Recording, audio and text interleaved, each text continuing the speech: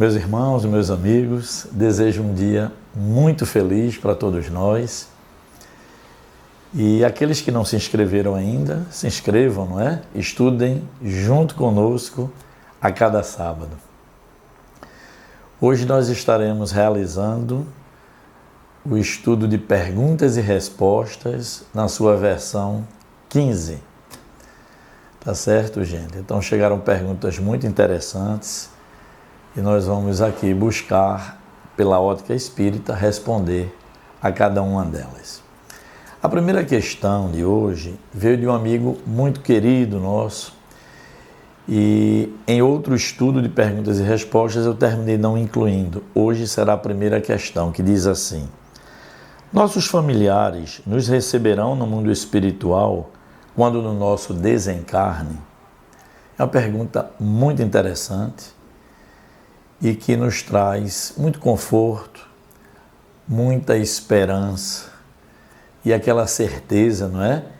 De que na vida futura, sim, reencontraremos as pessoas mais queridas ao nosso coração. Veja a resposta que está no Livro dos Espíritos. Eles dizem assim: sim, conforme a afeição que lhes votava e a que lhes consagravam.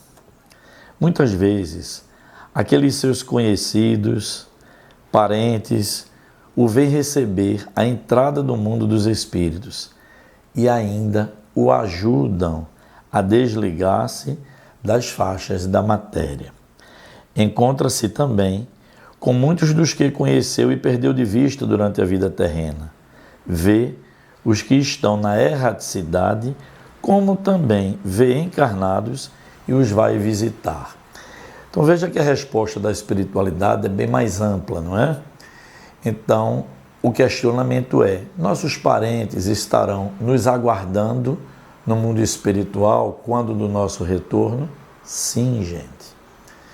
Com muita certeza, na psicografia de Chico, na psicografia de Divaldo e de tantos outros, quantos parentes eles próprios vêm dizer aos seus familiares de que a vida continua, de que estão muito felizes no mundo espiritual e nos aguardam sim, porque nos antecederam na grande viagem de retorno rumo à casa do Pai. E aí eles ampliam a resposta, não é? Dizendo não só os parentes, como aquelas pessoas que têm afinidade conosco, eles se unem e nos ajudam na hora do desencarne, favorecendo o nosso desligamento das faixas da matéria. Então, gente, o amor não se perde, a afeição não se perde, e é com essa certeza, porque não é uma questão de fé, é uma questão de ter o conhecimento de que a vida segue além do corpo físico e que nossos parentes, as pessoas que têm afinidades conosco, inclusive o que é que eles disseram aqui, no mundo espiritual, a pessoa que desencarnou pode não só enxergar aqueles que também já estão na condição de espíritos, na erraticidade, lá no mundo espiritual, até encarnados que estão momentaneamente fora do corpo, normalmente pelo período do sono, e eles podem até visitar essas pessoas encarnadas. Então, gente, é uma grande alegria para os nossos familiares, nossos verdadeiros amigos, aqueles que se afinam conosco, quando nós estamos de volta ao mundo espiritual, após bem cumprir a nossa missão aqui no plano terreno. Essa é a questão número 1. Vamos seguir adiante. Porque dizem os espíritos que o melhor é ser o ofendido que o ofensor. Não revidar não seria uma covardia? Veja a questão, não é? Gente, exatamente isso que nos ensinam os espíritos. Por mais que doa, por mais que a gente fique muito chateado, que guardemos por algum período uma certa mágoa no nosso coração, ainda assim é muito melhor ser o ofendido do que o ofensor. Porque cabe ao ofendido, gente, esquecer as ofensas e seguir adiante. Ele não fica amarrado naquele momento que lhe trouxe algum sofrimento. Essa é a via do perdão que nos liberta da dor que nos foi causada. Mas e o ofensor, gente? Temporariamente, nada o pune, nada o contraria, mas ao ofensor vai caber a expiação pelo mal que praticou a alguém e também a consequente reparação pelo mal que fez. Então, o ofensor, com certeza, ferindo as leis de Deus, ele então se inscreve como devedor dessa lei e vai precisar, muitas vezes, a duras penas, com lágrimas muito sérias, expiar o mal que fez às pessoas e mais adiante precisará sim, gente, reparar o mal praticado sob pena de ficar preso ainda, amarrado a essas questões e não conseguir evoluir da maneira que deveria. Então, volto a dizer, não é bom quando a gente sofre alguma ofensa, quando alguém nos traz palavras que nos ofendem ou mesmo em outras situações, mas guardem isso na mente e no coração. Ser o ofendido ainda é melhor do que a gente ser o ofensor. Divaldo Pereira Franco, numa palestra, nos ensinava o seguinte, que o mal que mais faz mal não é aquele que a gente recebe, é aquele mal que a gente pratica. É isso que acabamos aqui de explicar. O mal que a gente pratica vai necessariamente nos colocar na situação de mais adiante expiar e reparar o mal que nós fizemos. Portanto, quer seguir em paz, quer seguir feliz, quer continuar a sua jornada, esquecimento das ofensas, perdão e seguir adiante. A nossa terceira questão diz assim: por que Deus permite? Eu vou contextualizar essa pergunta que nos foi feita. Encontrei um pai que estava muito triste, muito desesperado, porque descobriu em seu filho uma doença incurável, uma criança ainda. E a pergunta, gente, inevitável de muitas pessoas é justamente essa: por que Deus permite? É apenas uma criança. Meus amigos e meus irmãos, se não conhecermos da reencarnação, fica muito difícil chegarmos a uma conclusão numa equação filosófica dessa tão profunda. Por que Deus permite? E nós já estudamos, gente, que pela reencarnação, sim, nós somos os herdeiros de nós próprios. Nós vamos sofrendo as consequências de nossas vivências, daquilo que nós plantamos. Então, esta criança, sem dúvida, ela traz consigo nessa existência, embora esteja com tenra idade, traz consigo o que, gente? As suas vivências, as suas escolhas realizadas, e nessa atual existência vem essa dor um pouco mais profunda e o alcança. Gente, se não pensarmos dessa maneira, que Deus seria esse, cuja criança não teve tempo nem de ferir suas leis e merecer na existência uma doença grave e incurável? Deus é soberanamente justo e bom.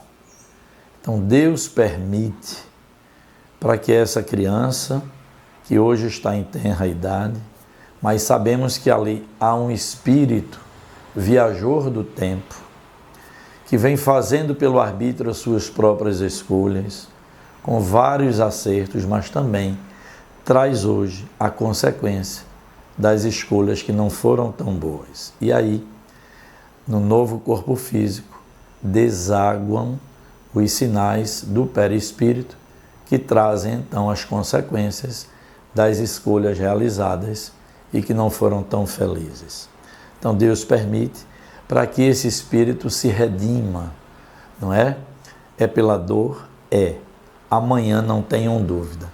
Esse espírito passando por essa existência, nessa dor, nessa doença incurável, amanhã não mais dor, não mais sofrimento, e ele então vai poder seguir sua jornada de progresso, fazendo melhores escolhas e, sobretudo, gente, fazendo melhor do que fez no ontem, realizando melhores escolhas e crescendo pelo amor e pela harmonia. Então, a dor ainda é uma necessidade, principalmente para o espírito que se comprometeu perante a justiça divina. Então, é por isso que Deus permite. Vamos para a nossa quarta questão de hoje. Essa é uma questão também muito interessante e que intriga muita gente. Porque a mediunidade vem para pessoas com conduta moral muito duvidosa. Essa é uma questão muito interessante. Por quê? Porque nós vemos aqui na Terra, na nossa jornada material, pessoas que realmente não têm uma boa conduta, estão em desequilíbrio moral e trazem uma potencialidade mediúnica muito forte, não é? Ou psicografam, ou a psicofonia, ou tem vidência, enfim. Alguma dessa potencialidade mediúnica está com ele e ele não traz uma conduta que na visão das pessoas seja digna, uma conduta digna de merecer esse talento. Vamos aqui então esclarecer. A mediunidade, que quase todas as pessoas possuem, quase na totalidade das pessoas, é uma sensibilidade para perceber o mundo espiritual. Quando diz a pessoa é médium, é isso, ela é meio de caminho entre o mundo espiritual e o mundo encarnado. E aí são muitas as potencialidades, como eu citei algumas aqui. Só que a mediunidade em si, ela não se atrela à condição moral da pessoa, mas o seu uso, sim. Para que nós coloquemos a serviço do bem a potencialidade mediúnica, é fundamental que nós estejamos mais espiritualizados, que nós estejamos com uma conduta moral condizente com o serviço no bem. E não é por acaso, gente, que aqui eu vou repetir o que disse o Espírito Emmanuel, o guia espiritual de Chico Xavier. Chico, então, com aquele desejo de ser um bom médium, de colocar a serviço do bem todo o seu potencial mediúnico, porque Chico trazia muitas variedades de mediunidade e de potencialidades. E Chico, então, se reporta a Emmanuel e diz: Emmanuel, eu preciso ser um bom médium. Eu quero, na minha jornada terrena, fazer o meu melhor. O que é que eu preciso, Emmanuel? Emmanuel, então, vira para Chico e diz: anote aí, Chico. Primeiro passo, disciplina. Chico, então, anotou. O segundo requisito, Emmanuel, para eu ser um bom médium, ele disse disciplina, anote aí. E o terceiro, ele disse disciplina. Gente, um bom médium, ele é disciplinado, não é? No horário das suas reuniões, no seu preparo para a tarefa, no seu desejo de servir.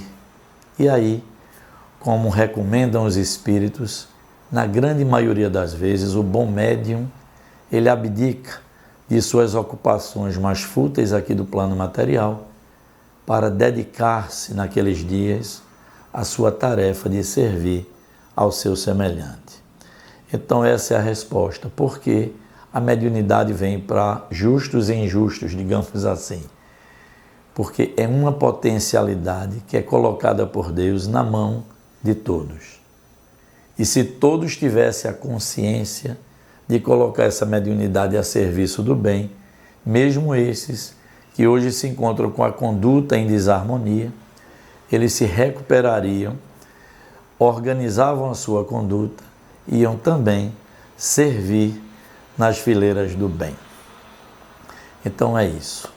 Deus coloca as potencialidades com o propósito de todos nós nos melhorarmos, porque mais adiante nós teremos sim, gente, que prestar contas daquelas potencialidades, daqueles talentos que Deus, por generosidade, coloca em nossas mãos como oportunidade de redenção e de progresso. Então, os Espíritos nos ensinam que uma grande maneira da gente cobrir aqueles que dizemos, aqueles pecados que cometemos, não é? É serviço no bem, amor no coração e um profundo desejo de servir aos seus semelhantes.